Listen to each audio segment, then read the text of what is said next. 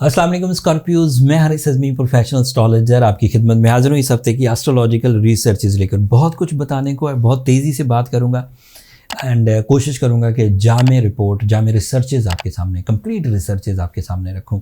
ये जो इस वीडियो में मैं दिन डिफ़ाइन करने वाला हूँ उसमें दो एस्ट्रोलॉजिकल इवेंट्स हैं, 1 जनवरी से 7 जनवरी तक। एक तो 3 जनवरी को वीनस आपके लिए बहुत अच्छे एंगल पर आ जाएगा। वीनस आएगा आपके 4th एंगल पर एंड वहाँ वो फ्रेंडली है, आपको कम से कम 3 शोबों में बड़े एडवांटेजेस मिल रहे हैं, बल्कि 4 शोबों में बड़े एडवांटेजेस मिलेंगे, तफसील अभी बयान करूँगा। दूसरा इवेंट आएगा 6 जनवरी को, फुल मून होगा, आपके 9th एंगल पर होगा। ये गैर मामूली है स्कॉर्पियोज। पूरा चांद तो हर ही महीने होता है, लेकिन 9th एंगल का वो रिप्रेजेंटेटिव है और 9th एंगल पर पूरा होगा मुकम्मल, मतलब मुकम्मल फ्यूल आपको चांद की तरफ से जो मुयस्सर है वो आपकी ज़िंदगी में अपना रस खोलेगा। उसके एडवांटेजेस भी अभी बयान करूंगा। शुरू करते हैं आपके रूलिंग प्लैनेट से। मार्स आज तक रेट्रोग्रेड है, अगले 6-7 दिन 10 दिन और रेट्रोग्रेड रहेगा एंड 11 जनवरी को वो डायरेक्ट हो जाएगा। एंड फिर मज़े की बात है, फिर पूरा साल आपका जवाल नहीं है, पूरा साल मार्स डायरेक्ट रहेगा and you enjoy your talent, natural abilities, blessings, competition abilities, forces, सब आप एंजॉय करेंगे पूरा साल। फिर 31 दिसंबर को जाकर रेट्रोग्रेड होगा, पूरा साल डायरेक्ट है। तो 1-2 दिन रह गए हैं, अगले हफ्ते उसकी भी तफसील बयान करूँगा। एंड आपको अपनी पर्सनालिटी पर खुसूसी तवज्जो देनी चाहिए। जब तक मार्स रेट्रोग्रेड है तब तक आपको लोन नहीं लेना चाहिए, बैंकिंग ट्रबल्स में नहीं पड़ना चाहिए, लिटिगेशंस, कानूनी पेचीदगियाँ जिसमें अपोजिशन होती हो, ऐसे कंपटिशन्स जिसमें चोट लगने का खदशा हो, सिवियर किस्म के। खेल में तो हर वक्त ही चोट लगने का अंदेशा होता है, लेकिन कोई ख़तरनाक खेल हो सकता है, उसमें थोड़ा सा ध्यान करिए। सूरज आपके 3rd एंगल पर है एंड सूरज का 3rd एंगल पर होना काफ़ी प्रोडक्टिव है। ये आपके लिए डिसीजन मेकिंग की वजह बनेगा। सूरज आपके लिए कैरियर को फेवर करेगा। सूरज की वजह से आप एक्स्ट्रा ऑर्डनरी प्रॉफिट्स अर्न कर सकते हैं। सूरज ही वो प्लेनेट है जिससे आपकी ज़ात के निकले हुए कामयाबियाँ, इज़्ज़तें या इख्तियारात दूसरों की ज़ात पर भी खुशियाँ बनकर उभरेंगी। मतलब आप पैसा बनाएंगे, दूसरे भी फ़ायदा उठाएंगे, चाहे वो बहन भाई हों, दोस्त अहबाब हों, एम्प्लॉयज़ हों, कंपनी हो। ये आप इज़्ज़त बनाएंगे, दूसरे लोग भी उससे फ़ायदा उठाएंगे, आपकी बनाई हुई इज़्ज़त से वो भी इंजॉय करेंगे, फ्लरिश करेंगे एंड आपके पास इख्तियार आएगा तो वो इख्तियार दूसरों को भी फ़ायदा पहुंचाएगा। सो सूरज 3rd एंगल पर इज्तिमाई नौयत के फ़ायदे देता है। मरकरी भी 3rd एंगल पर है बट रेट्रोग्रेड है। रेट्रोग्रेशन से कोई तंगी नहीं आएगी, बट जो एक्स्ट्रा फैसिलिटीज़ मिल सकती थी वो रुक जाएंगी। तंगी इसलिए नहीं आएगी कि जुपिटर इसको फेवर कर रहा है, इस एंगल को जुपिटर के बस रिप्लेसमेंट मिल रही है, तो मरकरी की रेट्रोग्रेशन ज़्यादा तंग नहीं करेगी। वैसे 18 तारीख को ये ख़त्म ही हो जानी है। फिर भी अगर जहन उलझा रहे, क़ुव्वत हाफ़ज़ा में कमज़ोरी आए, या फिर आप जब कम्युनिकेट करने लगें तो आपकी जो एक्सप्लेनेशन है, आप जो लोगों को तफसील बयान करते हैं वो लोगों की समझ में ना आ रही हो, तो this is the impact of Mercury retrogression.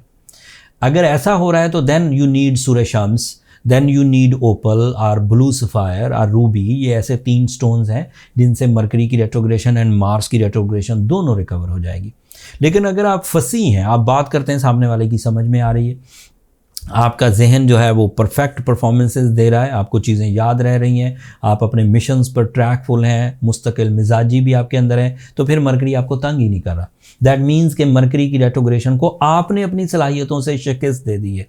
तो अगर आपने शिकस्त दे दी है तो चलते रहिए, ज़रूरत ही नहीं किसी रेमेडी की। बट अगर तंगी हो रही है, मार्स भी रेट्रोग्रेड है, मरकरी भी रेट्रोग्रेड है, उलझने बढ़ रही हैं, प्लान बन नहीं रहे, क्रिएटिव स्किल्स बिल्कुल थम गई हैं एंड उल्टा जहन कोफ्त का शिकार हो रहा है, रोज़ डर लग रहा है एंड खामखा अंदर से उबाल उठ रहे हैं गमों के, डर के, खौफ के, एंग्जाइटी के, तो फिर आपको सूरज शम्स और रूबी या ब्लू सफ़ायर या ओपल पहनना चाहिए।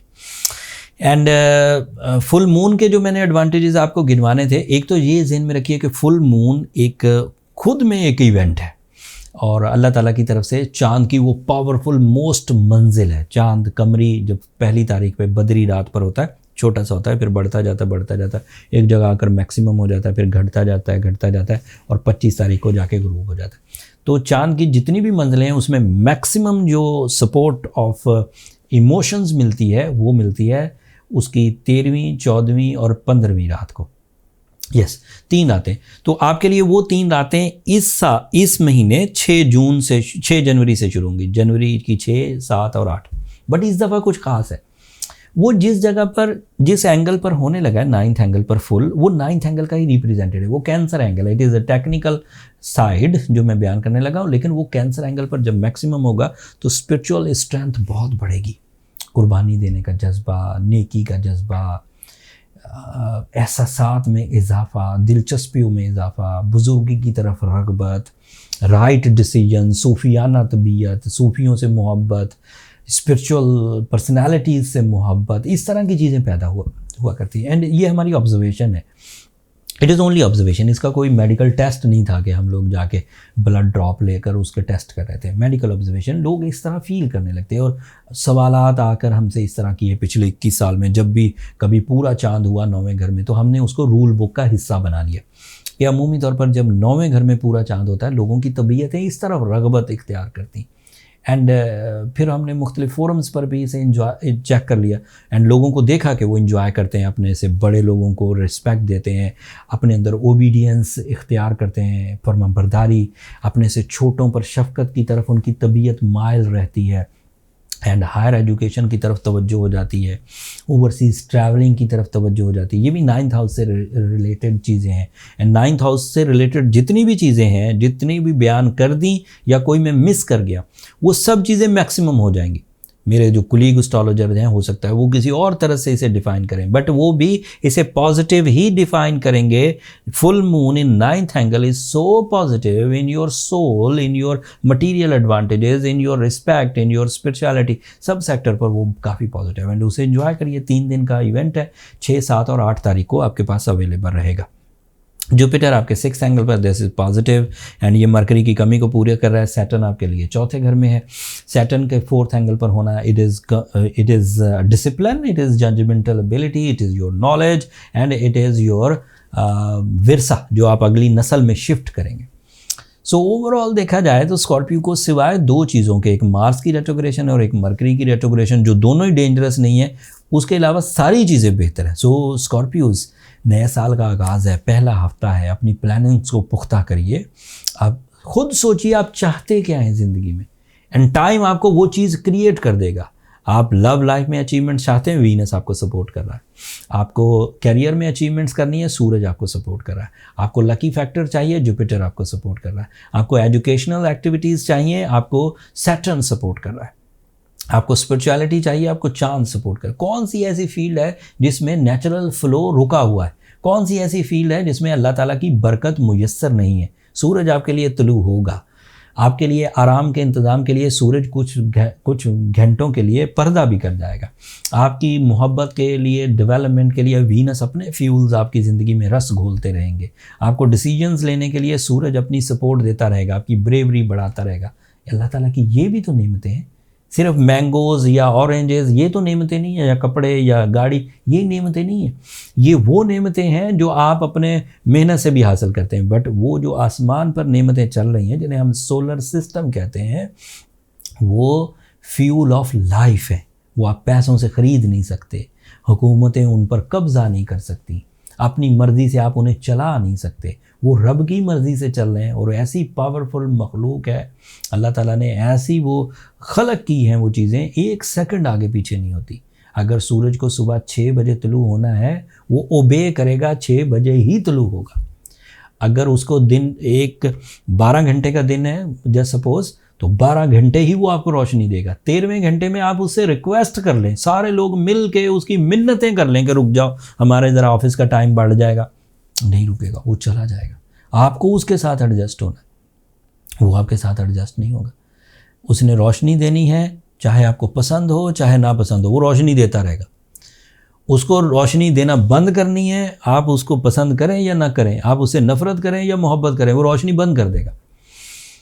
आपको उसके साथ एडजस्ट होना है। हुकूमतें उसके साथ एडजस्ट होती हैं, खुद ही स्ट्रीट लाइट्स ऑन कर देती हैं, उन्हें पता होता है कि सूरज जाने वाला है। कंपनियां उसके साथ एडजस्ट होती हैं, अपनी गाड़ियों के आगे हेडलाइट्स लगा देती हैं कि रात में भी ड्राइविंग करनी है, रात में सूरज रोशनी नहीं देता, तो हम लोग लगा देते हैं आपको। आप लोगों को भी उसके साथ एडजस्ट होना है। अपने बेडरूम्स में, अपने घरों में आप ही को रोशनियाँ लगानी, वो नहीं देगा रात में। तो दैट इज़ एस्ट्रोलॉजिकल इवेंट। रात होना एक एस्ट्रोलॉजिकल इवेंट है। एंड इसी तरह जैसे पॉजिटिव चीज़ें आती हैं, फुल मून होना एक पॉजिटिव चीज़ है, वीनस का अच्छे एंगल पर आना एक पॉजिटिव चीज़ है। इन्हें एंजॉय करिए। इन सब ने दिन चढ़ते ही हम लोग कामों पे निकल जाते हैं ना, this is right method. Astrologically यही होता है ना कि दिन तुलू हो गया, कामों पे निकलो भाई, अपने मटेरियल एडवांटेजेस लो, रात हो गई घरों को वापस आ जाओ, यही मेथड है। इसी तरह वीनस है भाई, मोहब्बत का सीज़न है। सो अगर इजहार करना ही है अल्लाह ताला के उस सीज़न में करें जिस सीज़न में इमोशंस अपने पीक पर हैं एंड अटैचमेंट स्ट्रॉन्ग होगी, प्रॉफिट्स बड़े मिलेंगे। मरकरी है तो एजुकेशनल एक्टिविटीज़ करें, मार्स है तो कंपटीशंस करें, जुपिटर है तो लकी फैक्टर्स आजमा लें, सैटर्न है तो अपनी जजमेंटल एबिलिटीज़ को इन्हेंस करें। ये सब कुछ ना कुछ दे रहे होते हैं आपको। लेकिन इंसान ऐसा है कि उसे कोई चीज़ आँख से नज़र आए तो वो उसे कबूल करता है, जो चीज़ उसे आंख से नज़र ना आए उसे कबूल करने में रिलक्टेंट होता है। ये सूरज को भी ना मानते अगर सूरज दिख ना रहा होता। दिखते दो ही हैं सिर्फ, सूरज और चांद, उनको मान लेते। लेकिन मरकरी दिखता नहीं, इसलिए उन्हें लगता है मरकरी है भी नहीं, जबकि है। तो रिसर्चेस तो हो चुकी मरकरी है। जुपिटर इन्हें दिखता नहीं, इन्हें लगता है जुपिटर है भी नहीं, जुपिटर तो है। सैटर्न है, काम भी अपने कर रहे हैं। अगर सूरज चमकता है तो ऐसा नहीं है कि वो अपनी लाइट सिर्फ ज़मीन पर भेज रहा है, वो ऐसे पॉइंट पर है जहाँ से लाइट उन 7 के 7 ऑब्जेक्ट्स पर जा रही, और ऐसे एंगल्स पर है कि हर एंगल पर से रिफ्लेक्ट होकर ज़मीन पर ही आती। तो हर प्लैनेट जिस मटेरियल का बना हुआ है वो अपनी बीच में इंटरफेयर करता है और ज़मीन पर भेज देता है। एंड उसके ही रिसर्चेस को एस्ट्रोलॉजी कहते हैं। बात लंबी हो गई, बात को ख़त्म करते हैं। स्कॉर्पियोस, अपनी दुआओं में मुझे और मेरी टीम को ज़रूर याद रखिएगा एंड चैनल को सब्सक्राइब करना मत भूलिएगा। आप लोगों की सब्सक्रिप्शन हमारी हौसला अफजाई की वजह बनती है एंड आपकी यही सब्सक्रिप्शन वाली मोहब्बत हमें नंबर 1 एस्ट्रोलॉजिकल फोरम परफॉर्म करने में मदद देती है, हमारी हौसला अफजाई भी हो जाती है। अगले हफ्ते तक के लिए इजाज़त दीजिए। अल्लाह ने के बाद।